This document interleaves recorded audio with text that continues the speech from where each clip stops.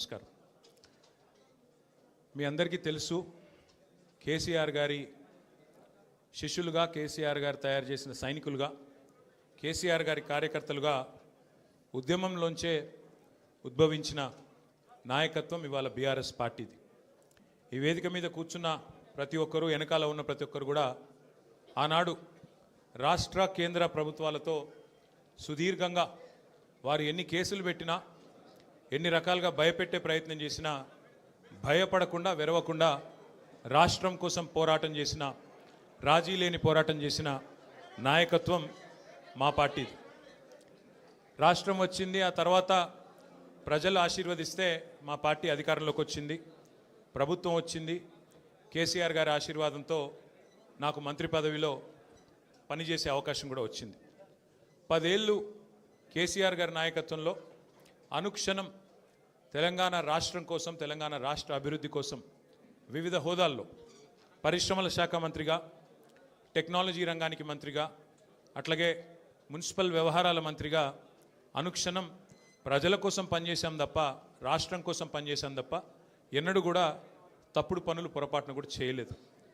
మా కేసీఆర్ గారు ఎప్పుడో ఒకటి చెప్తూ ఉంటారు, రాజకీయం అనేది గేమ్ కాదు, మనకు సంబంధించినంత వరకు మనం తెచ్చిన ఈ రాష్ట్రంలో మనకు ఒక టాస్క్ అని.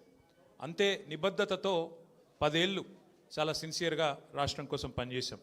అన్ని రకాలుగా మా నియోజకవర్గాలను ఎట్లా బాగు చేయాలి, మా జిల్లాలు ఎట్లా బాగు చేయాలి, మన పల్లెలు ఎట్లా బాగుండాలి, ఏ టాస్క్ మాకు మా నాయకుడిస్తే, ప్రజలిస్తే దాని నిబద్ధతతో తెలంగాణని గొప్పగా తీర్చిదిద్దేదానికి తాపత్రయపడుతూ అందరం కూడా సమిష్టిగా పనిచేసినాం.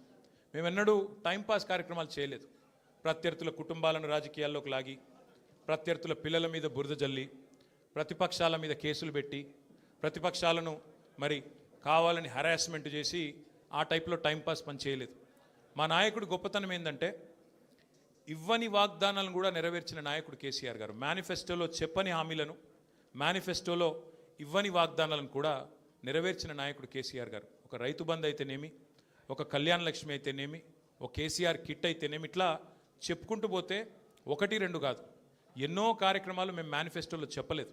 కానీ చెప్పకపోయినా ప్రజాహితం కోసం మరి 10 ఏళ్ల పాటు మేము పనిచేసాం.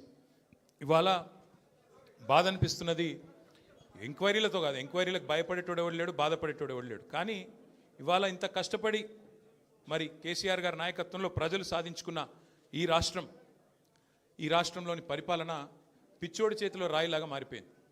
పరిపాలన మీద దృష్టి లేదు, పరిపాలన చేత కాదు, ప్రజలకిచ్చిన హామీలు నెరవేర్చే సత్తా లేదు. అసమర్థుడి జీవనయాత్రలాగా ఈ 2 ఏళ్ళు ఏదో నెట్టుకుంటూ టైంపాస్ చేసుకుంటూ వచ్చినారు. ఒక్కొక్క రోజు ఒక్కొక్క డ్రామా. కొన్ని రోజులు కాళేశ్వరం పేరిట డ్రామా, కొన్ని రోజులు గొర్రెల స్కామ్ అని డ్రామా, కొన్ని రోజులు ఫార్ములా ఈ పేరిట డ్రామా, మరికొన్ని రోజులు ఫోన్ ట్యాపింగ్ అని చెప్పి డ్రామా. ఇవాళ ఒక బాధ ఎక్కడ అనిపిస్తుంది అంటే, చదువు, సంస్కారము, మర్యాద, హుందాతనం ఉన్న ఒక పార్టీ నాయకుడిగా నేను చేసే విజ్ఞప్తి, నేను చేసే ప్రార్థన ఏంటంటే, ఈ పుట్టిన మట్టి సాక్షిగా, అంతరాత్మ సాక్షిగా అక్రమ, అనైతిక పనులు నేనెన్నడూ కూడా చేయలేదు అనే మాట స్పష్టంగా చెప్తా ఉన్నాను. ఈ రెండేళ్లలో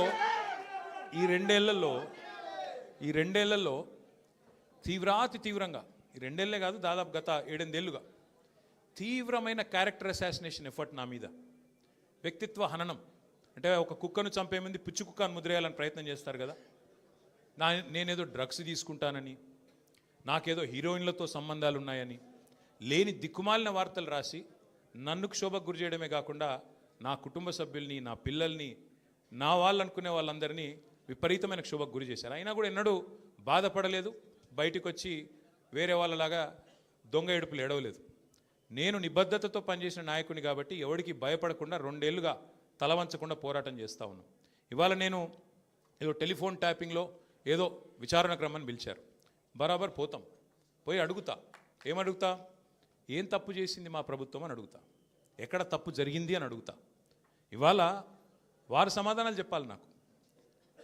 గత 2 ఏళ్ళుగా ఈ ఫోన్ ట్యాపింగ్ పేరిట ఒక డైలీ సీరియల్ మాదిరిగా, అంతులేని కథ మాదిరిగా లీకుల రూపంలో ఏదైతే మా వ్యక్తిత్వ హననం జరుగుతుందో, దానికి బాధ్యులు ఎవరు అని అడుగుతా.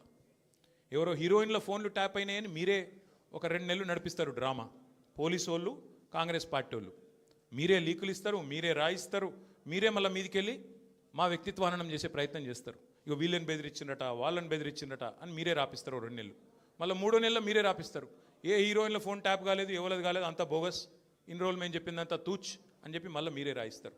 మరి నా పరువుకి, నా ప్రతిష్టకు కలిగిన నష్టానికి ఎవడు బాధ్యుడు? రేవంత్ రెడ్డి బాధ్యుడా? ఈ లీకులు ఇచ్చిన పోలీసు వాళ్ళు బాధ్యులా? రాసిన మీడియా వాళ్ళు బాధ్యులా? నేను అడుగుతా. అట్లా ఇంకో మాట కూడా నేను అడుగుతా. ఈరోజు ఇవాళ మీరు ఏ అధికారి అయినా, ఈ రాష్ట్రంలో పోలీస్ అధికారి ఈరోజు రాష్ట్రంలో ఫోన్లు ట్యాప్ జరగడం లేదు అని చెప్తాడా? ముందుకొచ్చి మీ కెమెరా ముందుకొచ్చి చెప్పే ఒక్క పోలీసోడు ఉన్నాడా? డీజీపీ శివధర్ రెడ్డి ముందుకు వస్తాడా? ఐజీ ఇంటెలిజెన్స్ ముందుకు వస్తాడా? కమిషనర్ సజ్జరాన్ ముందుకు వస్తాడా? వాళ్ళకి తెలుసు పోలీసు వాళ్ళకు. భారతదేశంలో స్వాతంత్రం వచ్చిన తర్వాత ఆనాటి నుంచి ఈనాటి వరకు, నెహ్రూ గారి టైం నుంచి ఈరోజు మోడీ గారి టైం దాకా గూఢాచారి వ్యవస్థలు ఎప్పటికప్పుడు పనిచేస్తూనే ఉంటాయి. గూఢాచారి వ్యవస్థ ఎందుకు పనిచేస్తుంది? పోలీస్ నిఘా వ్యవస్థ ఎందుకు పనిచేస్తుంది? ఎవరన్నా ప్రభుత్వాలను అస్థిరపరిచే కుట్ర చేసినా, దేశంలో శాంతి భద్రతల సమస్య తలెత్తే విధంగా వ్యవహారం చేసినా, లా అండ్ ఆర్డర్ ఇష్యూ వచ్చే విధంగా ఏమైనా అపభ్రష్టపు పనులు చేసినా వాటిని నిరోధించడానికి డెఫినెట్గా పోలీస్ వ్యవస్థ తన పని తాను చేసుకుంటూ పోతుంది. 2015లో మన తెలంగాణ రాష్ట్రం ఏర్పడ్డ తొలినాళ్లలో మా ఎమ్మెల్యే గారిని ఒకరిని కొనడానికి ఒక దొంగ 50 లక్షల రూపాయల బ్యాగ్తో వచ్చి దొరికిండు. దొరికిన తర్వాత ఆ దొంగ మీద ఏమైనా నిఘా పెట్టిండ్రేమో పోలీసులు. మాకేం తెలుసు? మాకేం సంబంధం? పోలీసులు దొంగలు, వాళ్ళకు సంబంధం ఉంటుంది, మాకేం సంబంధం? మధ్యలో రాజకీయ నాయకత్వానికి. ఇవాళ వాస్తవం ఏంది? 2015లో ఏ దొంగనైతే దొరికిండో 50 లక్షల రూపాయలతో అడ్డంగా రాష్ట్రం మొత్తం చూస్తుండగా ఆ దొంగ ముఖ్యమంత్రి అయి కూర్చున్నాడు. ఆ దొంగకి ఏమనిపిస్తున్నది? మిగతా వాళ్ళు కూడా నా లెక్కనే రాజకీయ నాయకులందరూ దొంగ పనులు చేస్తారు, మిగతా వాళ్ళు కూడా నాలాగానే బురద అంటియాలి, వాళ్ళను బదనాం చేయాలి. అందుకే ఏం చేస్తున్నాడు? విచారణ పేరిట ఆదేశాలు జారీ చేస్తూ ఉన్నాడు. ఒక 3 రోజుల కిందట హరీష్ రావు గారు ఒక ప్రెస్ మీట్ పెట్టినారు తెలంగాణ భవన్లో. ఏమని మాట్లాడినారు? సింగరేణి కాలరీస్ ఏదైతే ఉన్నదో అక్కడ 1000 కోట్ల బొగ్గు కుంభకోణం జరిగింది. దానిలో ప్రధాన ముద్దాయి రేవంత్ రెడ్డి గారి బావమరిది సృజన్ రెడ్డి. ఆయన కింగ్ పిన్గా ఉంటూ ఈ అక్కరలేని సైట్ విజిట్ సర్టిఫికేషన్ భారతదేశంలో ఎక్కడ ఏ కోల్డ్ ఫీల్డ్లో లేదు. అదొక కండిషన్ పెట్టి, ఒక నిబంధన పెట్టి కాంట్రాక్టర్లను రింగు చేసి బెదిరించి ఫోన్ ద్వారా నేరుగా మాట్లాడి, నేను ముఖ్యమంత్రి బావమరిదిని మాట్లాడుతున్నా, మీరు టెండర్ వేయొద్దు, మీరు వేస్తా అని చెప్తే నేను సర్టిఫికెట్ ఇయనియా సింగరేణి నుంచి అని బెదిరిస్తున్నాడు. బెదిరించి ఈ మొత్తం స్కామ్ చేసింది రేవంత్ రెడ్డి గారి బావమరిది అని హరీష్ రావు గారు ఆధారాలతో సహా, ఎట్లా మా గవర్నమెంట్లో మైనస్ టెండర్లు పోతుండే, ఎట్లా కాంగ్రెస్ రాగానే ఈ నిబంధన పెట్టడం వల్ల +22% +14% టెండర్లు ఎట్లా పోతున్నాయి, ప్రజాధనం ఎట్లా కొల్లగొడుతున్నారు, సింగరేణితో ముఖ్యమంత్రి గారు ఎట్లా ఫుట్బాల్ ఆడుతున్నారు, సింగరేణి సంస్థని తన కామధేనువుగా ఎట్లా మార్చుకున్నారు, ఇవన్నీ వివరంగా చెప్పినారు. ఉదయం చెప్పంగానే సాయంత్రం వరకు మేము ఎదురు చూస్తూ ఉన్నాం. ఎవరన్నా ఒక మంత్రి, ఎవరన్నా ఒక బాధ్యుడు స్పందిస్తాడేమో. పోనీ కేంద్ర బొగ్గు శాఖ మంత్రి మన రాష్ట్రం నుంచే ఉన్నాడు కిషన్ రెడ్డి గారు. వారి ప్రభుత్వానికి కూడా సింగరేణిలో 49% వాటా ఉంది. కనీసం ఆయనన్నా, మరి కేంద్ర బొగ్గు మంత్రి కాబట్టి ఆయనన్నా స్పందిస్తాడేమో, ఈ దొంగలను పట్టుకుంటాడేమో. మోడీ గారు ఊకుకంటుంటారు కాంగ్రెస్ అంటేనే స్కామ్ గ్రేస్ అని. మరి మోడీ గారి ప్రభుత్వం ఏమైనా స్పందిస్తుందేమో అని చూసినాం. కానీ సాయంత్రం వరకు ఏం చేస్తారు? హరీష్ రావు గారికి సిట్ నోటీస్. అది అయిపోయింది. అదో డ్రామా ఒక రోజంతా నడిపిండ్రు. హరీష్ రావు గారు లోపల పోయినరు, ఉల్టా క్వశ్చన్లు వాళ్ళనే అడిగిండు, వాళ్ళకి ఏం చెప్పాలన్నా తెలియలేదు, నీళ్ళు నమ్మలేరు, అయిపోయింది. ఇప్పుడు మళ్ళా ఇక డైలీ సీరియల్, అదే సీరియల్ ఉంటుంది కార్తీక దీపం అని,